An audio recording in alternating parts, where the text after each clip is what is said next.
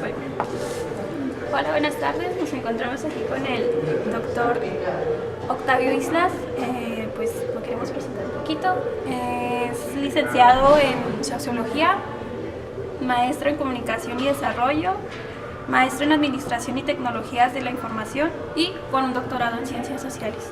Muchas gracias por acompañarnos, Encantado. doctor. Gracias por estar contigo. Una de nuestras primeras entrevistas. Encantado.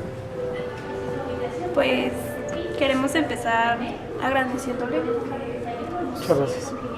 que sea nuestro padrino de entrevistas y que admiramos su trabajo en el Universal y en la jornada. Es una de nuestras publicaciones favoritas. Encantado. Gracias.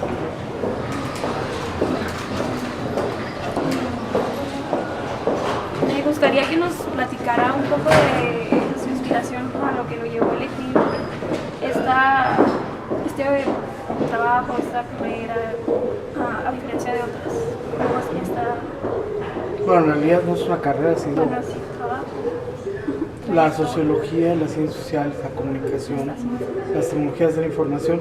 Buscas finalmente una formación holística, ¿no?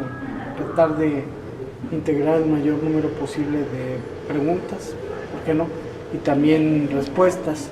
Y en un momento dado adviertes que si sigues una ruta lineal, donde básicamente partes de una disciplina en específico, pues vas a tener pocas respuestas más que las que te ofrece tu disciplina.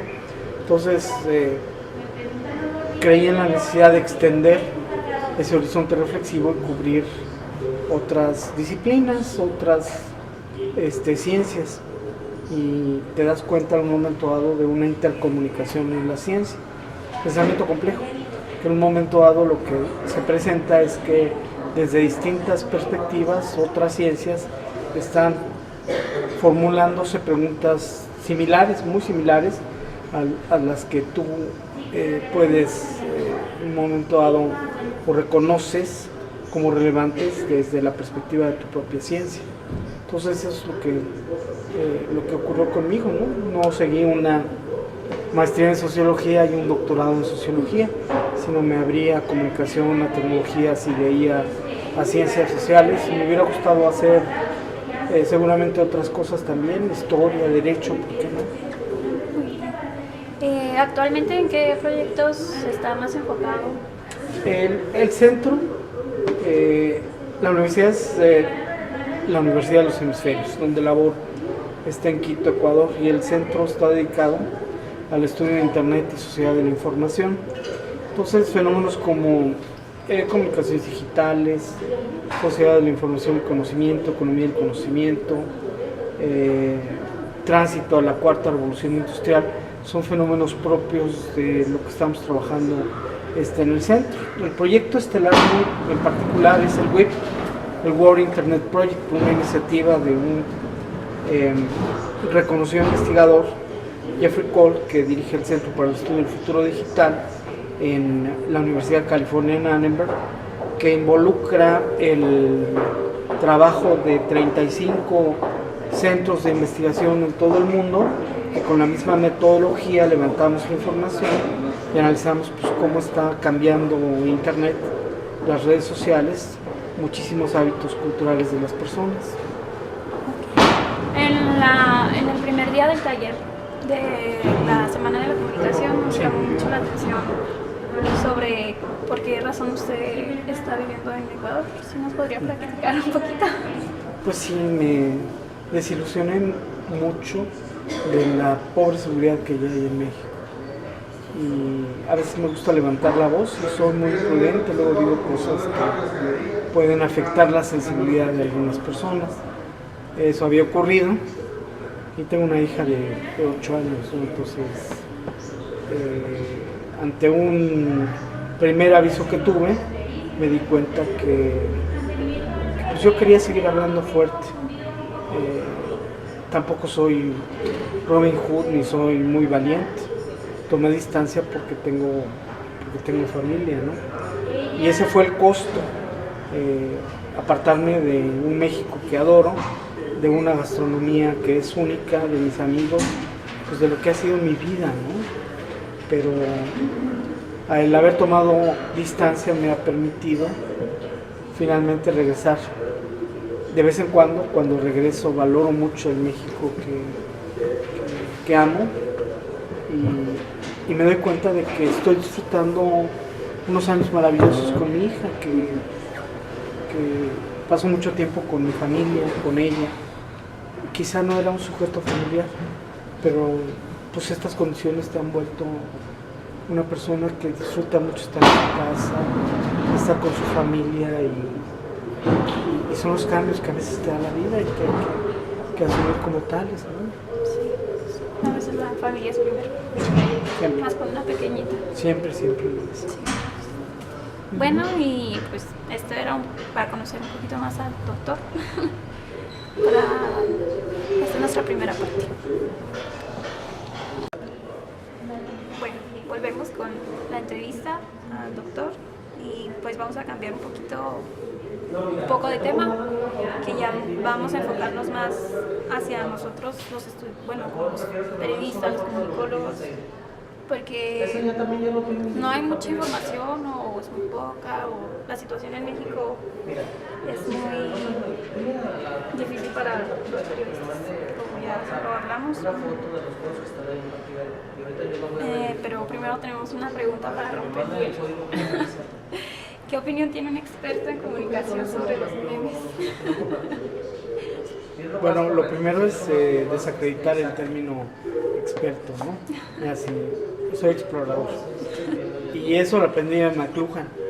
Digo, si un tipo como Marshall se reconocía como un modesto explorador, decía, no, yo no soy experto, soy explorador. Pues imagínate yo que, pues por supuesto, soy un ilustre desconocido frente a McLuhan, soy un explorador, tal cual. Me inquietan muchísimas cuestiones de los medios y pues de la sociedad resultante de las tecnologías en términos generales, y eso es lo que ha pasado. Soy un curioso, un explorador.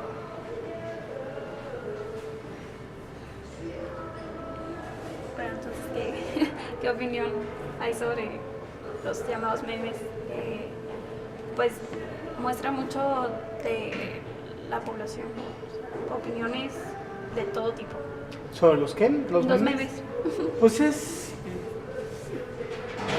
la caricatura cibernética que responde a ciertos fines periodísticos. No tiene en un momento dado la calidad de los grandes caricaturistas, pero tienen los recursos tecnológicos, pasa de la imagen a la animación y captura en un momento dado cierto sentir social, pero en la visión más rudimentaria. Bueno, yo todavía amo los cartones de Ahumada, de Naranjo, que paz descanse. Por supuesto, me parece un genio Magún, y resulta inevitable pues realizar el contraste, ¿no? El meme de alguna manera u otra recupera algunos de los propósitos de la caricatura, realiza una parodia interesante de la realidad, pero no tiene la fuerza editorial que todavía subyace en el cartón. Pues yo me inclinaría más, soy nostálgico y también es mi edad, a los cartones, ¿no? Por supuesto. Para ti quizá un cartón te resulta aburrido. Necesitas la animación. Es el tema de códigos y es el tema también de los medios. Nada más oportuno que McLuhan mismo, ¿no? El medio es el mensaje y también es la generación. Son los medios de mi generación frente a el tipo de medios a los cuales tú estás expuesto. ¿Cuáles son mejores? Pues ambos, ¿no? Cumplen funciones informativas para una sociedad, para ciertos hábitos de búsqueda de información, como para otros, tal cual. Bueno, y hablando sobre eso de los medios generacionales, ¿qué es lo que opinas sobre el impacto de los periódicos digitales hacia los periódicos impresos? Porque se ha hablado mucho de que posiblemente en unos años el periódico impreso pues, va a desaparecer. Es probable.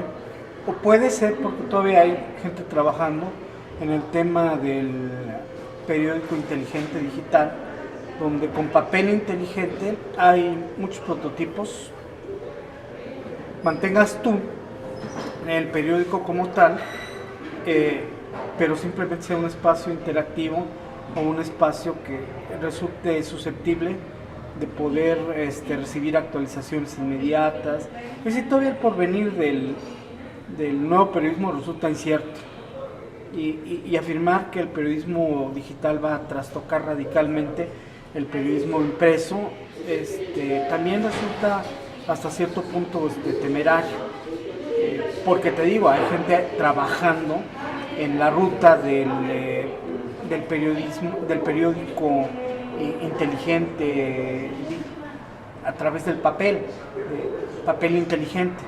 Entonces, lo único cierto quizá es que el periodismo no va a morir.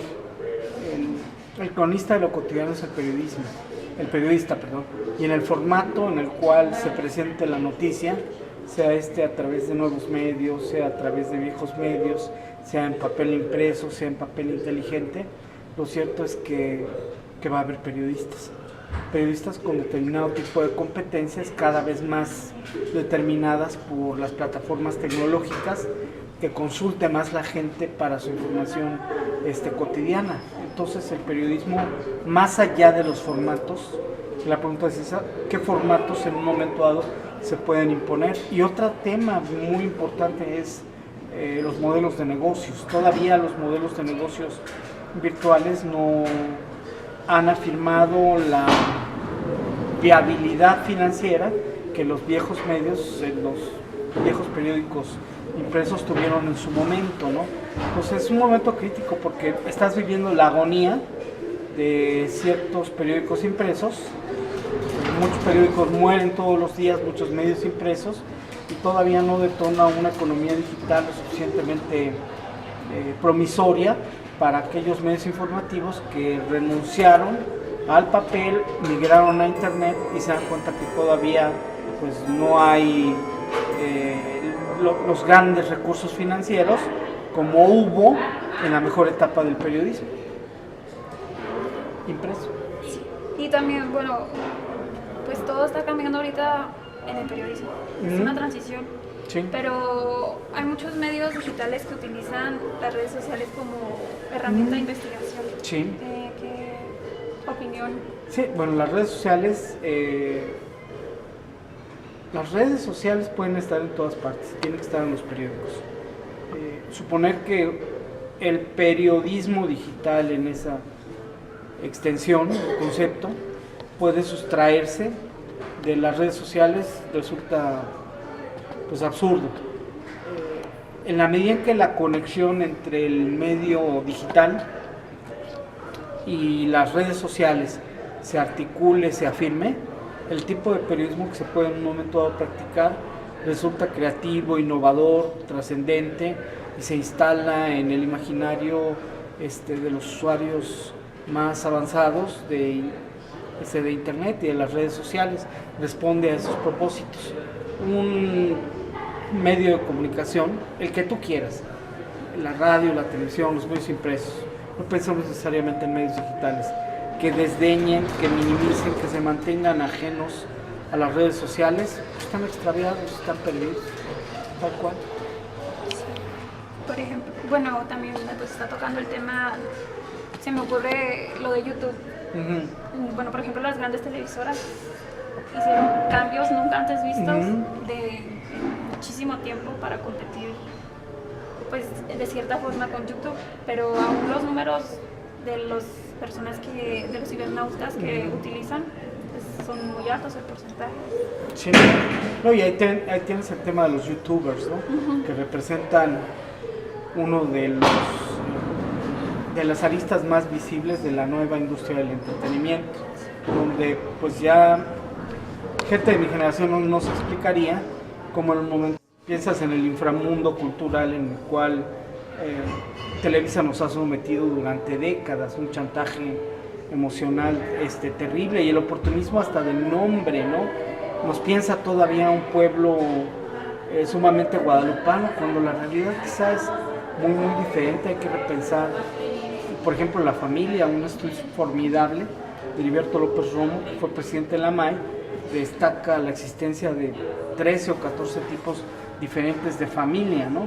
Entonces ya pensar en el canal de la familia mexicana, pues es pensar a qué tipo de familia te refieres, si todavía es la familia concebida por el abuelo de Azcárraga, con el Perico, la abuelita, Sara García y su entorno, microfeudos de Sara García, pues resulta más aberrante la situación. Y eso es lo que tenemos, ¿no? Medios caducos que por no actualizar sus contenidos, por no entender las tendencias del mercado, por ofrecerle Chabelo a los niños en México todavía hasta hace pocos años, pues están viviendo la tragedia que están viviendo, ¿no? Netflix les ha arrebatado gran parte del auditorio. Hay otro tipo de televisión que están buscando, los millennials, los centennials, y también el presupuesto. Y cambiando un poco de tema ya radicalmente, pues ya por último sería, casi por último, que de los muchos problemas que enfrenta México en el periodismo en México es que actualmente son 1500 los medios de comunicación, podría decirse, pero de esos 1500 solo 2 no reciben fondos de gobierno. Entonces, ¿cómo podemos hacer que la gente vuelva a creer en sus medios de comunicación? Bueno, el problema de credibilidad es un problema sumamente delicado y no se limita únicamente a las asignaciones presupuestales, son parte del problema.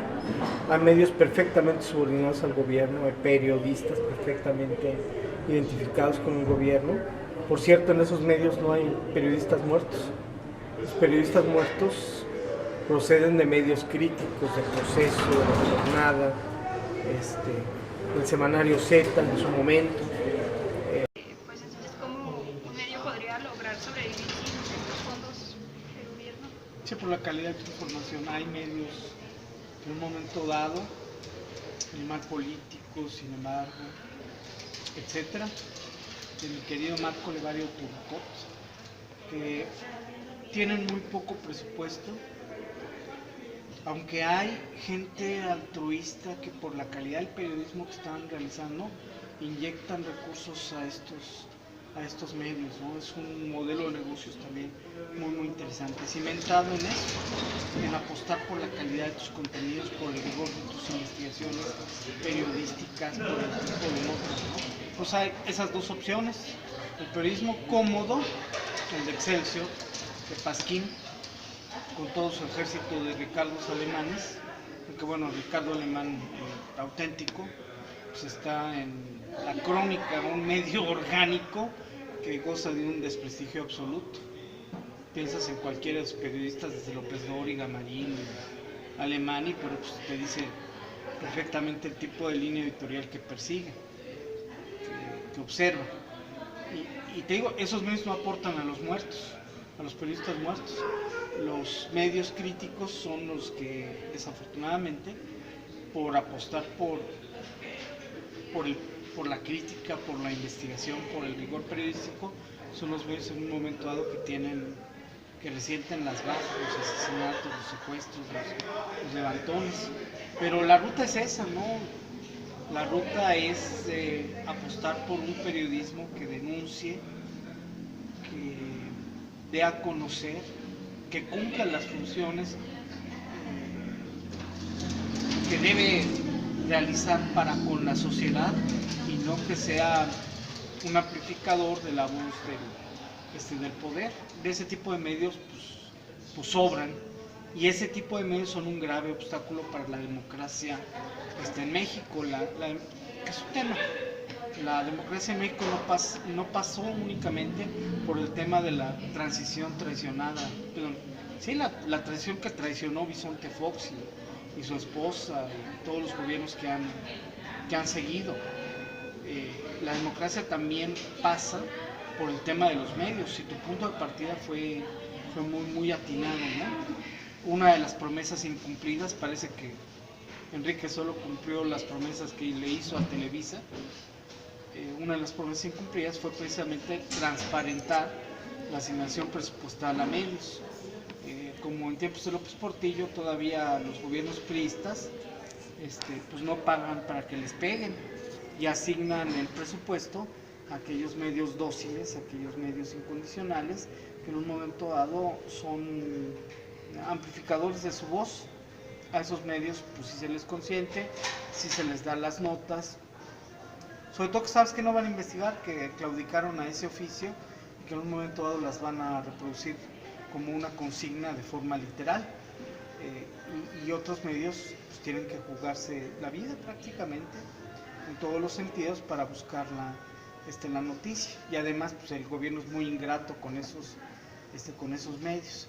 Pero ese es el tipo de periodismo que demanda este país, el periodismo complaciente, aquel que oculta, aquel que solapa la terrible corrupción que nos abruma.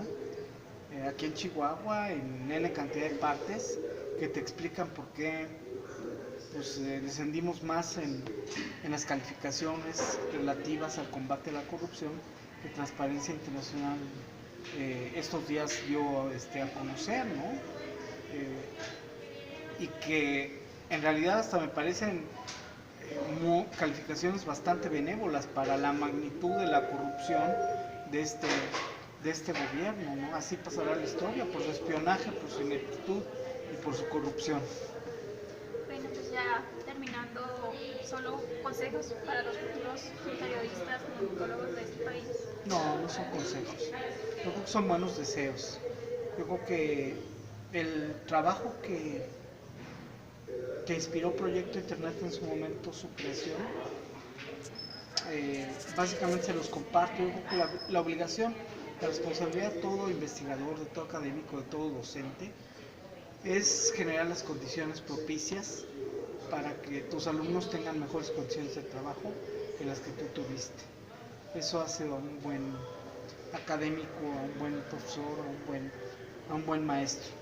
Y ojalá tengan muchos maestros así, que es lo que en un momento dado te permite afirmar el amor por esta profesión difícil. Pues más agradecerle. No, encantado. Este tiempo, un pedacito de su tiempo. No, al contrario, muy apenado con ustedes. No se apure. Sí, no sé. No hay problema. Muchas gracias. Gracias a usted. Gracias. Espero que tenga una bonita estadía. Muchas gracias. Y que vuelva pronto.